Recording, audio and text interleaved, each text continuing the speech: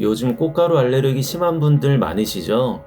송화가루도 얼마나 날리는지 차가 아주 노래졌습니다. 봄이 되면 꽃이 피고 새 생명이 돋아나는 아름다움을 볼 수 있어서 특별한 계절이기도 하지만 알레르기가 심한 분들에게는 이것만큼 고통스러운 것도 없습니다. 오늘은 꽃가루 알레르기의 원인과 예방법에 대해 알아보도록 하겠습니다. 생활 속 필요한 정보를 전달해드리는 정보누리 TV입니다. 구독, 좋아요, 알림 설정해 주시면 누구보다 빠르게 정보를 들으실 수 있습니다. 먼저 알레르기가 나타나는 원인에 대해 알아보겠습니다.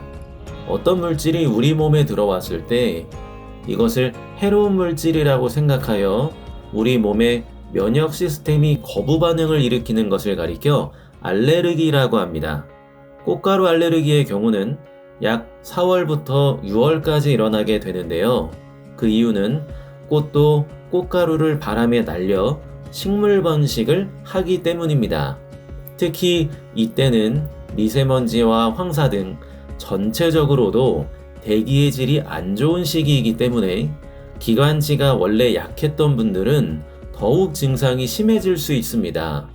우리나라에서 꽃가루 알레르기를 일으키는 나무는 참나무, 소나무, 자작나무, 삼나무, 오리나무 등이 있으며 잡초류에서도 만만치 않게 꽃가루가 날리게 됩니다. 꽃가루 알레르기의 대표적인 증상은 이렇습니다. 첫 번째, 맑은 콧물이 난다. 두 번째, 코가 막힌다. 세 번째, 재채기가 난다. 네 번째, 눈, 코, 입, 귀, 피부가 가렵다. 다섯 번째, 눈이 충혈되고 시리며 눈물이 난다. 여섯 번째, 피로감을 크게 느끼고 무기력하다. 이렇게 6가지가 되겠으며 알레르기를 심하게 겪는 분들의 경우 바로 병원에 방문해야 될 정도로 증상이 심각해지는 경우도 있습니다. 생활이 안 될 정도로 증상이 심각하다면 참지만 말고 병원에 방문하여 알레르기 약을 처방받으시고 혹시 병원 방문이 부담되신다면 가까운 약국에 가셔서 알레르기 약을 구매해서 드신다면 비교적 훨씬 몸 컨디션이 좋아지실 겁니다. 체력의 저하와 무기력함은 마음의 힘듦으로까지 이어지게 됩니다. 밖으로 외출을 하지 못하는 상황과 무기력감이 더해지면 우울감으로 바뀌게 되는 경우도 있으니 하루빨리 체력을 회복하는 것이 좋겠습니다. 꽃가루 알레르기를 예방하는 방법은 무엇이 있을까요? 꽃가루가 날리는 것 자체는 자연이 하는 것이기 때문에 우리가 그것을 막을 수는 없지만 내 몸을 최대한으로 보호하고 지킬 수는 있습니다. 먼저 첫 번째, 꽃가루 농도를 확인하여 예측한다. 기상청에서는 꽃가루 농도 위험지수를 지도로 표기하여 알려주고 있는데요.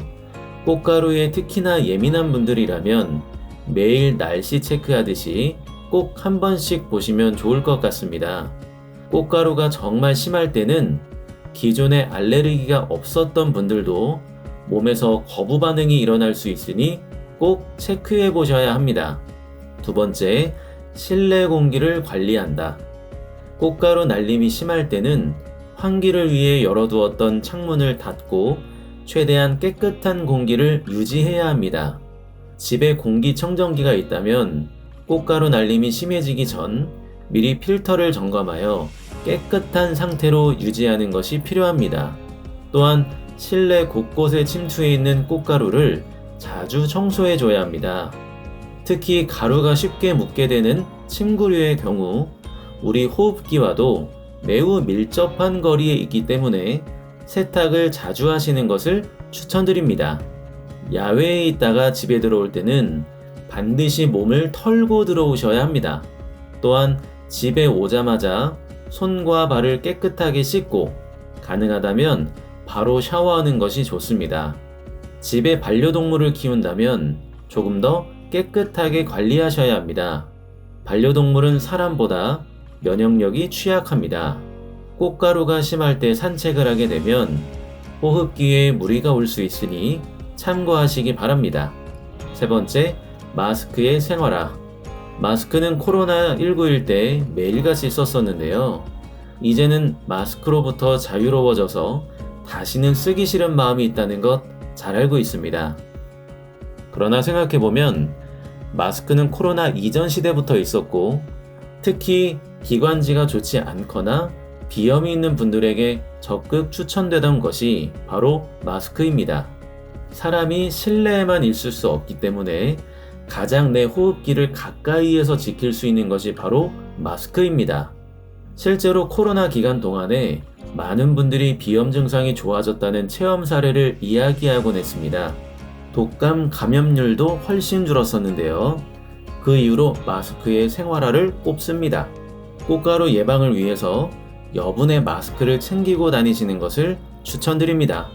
또 한 가지는 가습기 사용입니다. 여러분들 가습기를 사용하고 계시나요? 우리의 호흡기는 건조한 상태일 때 더욱 예민해지게 됩니다.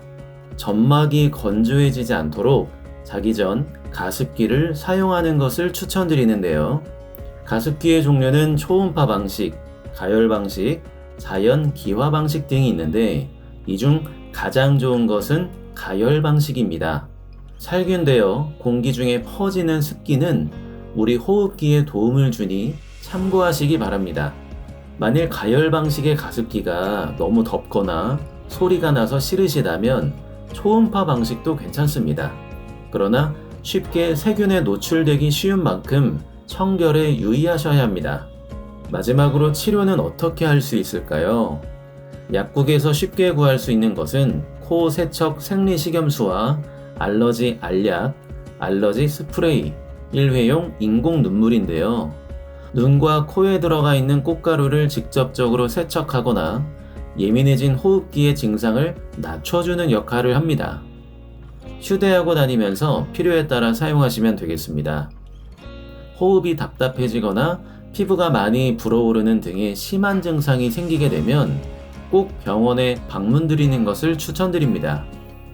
참고로 일회용 인공 눈물의 경우 몇 방울 쓰시고 나서 아까워서 보관해 놨다가 몇 시간 후에 다시 쓰는 분들도 있는데요. 눈에 직접 넣는 액체인 만큼 세균 관리에 특히 신경 써야 합니다. 한번 개봉을 했다면 내용물이 남아있다고 해도 바로 버리는 것을 추천드립니다. 이렇게 오늘은 봄철 꽃가루 알레르기와 관련된 정보를 질병관리청의 자료를 기준 삼아 전달드렸습니다. 가족 중 알레르기가 심한 분이 있다면 이 영상을 꼭 공유해주세요. 오늘도 시청해주셔서 감사드립니다.